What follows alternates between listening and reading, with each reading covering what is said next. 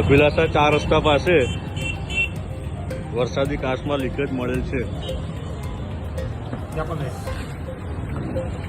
પુષ્કળ પ્રમાણમાં પાણી આવી રહ્યું છે।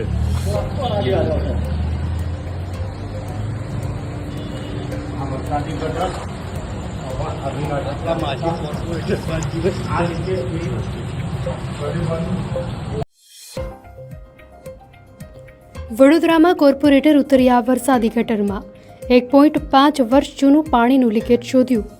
વોર્ડ 2ના કોર્પોરેટર ભાણજી પટેલ વરસાદી ગટરમાં ઉતર્યા। રિપેરિંગ કામ થયું શરૂ। 2000 જેટલા લોકોને પહોંચાડતી પીવાની પાણીની લાઇનમાં હતું લીકેજ। આસપાસની સોસાયટીઓમાં આવશે પીવાના પાણીની સમસ્યાનું નિરાકરણ।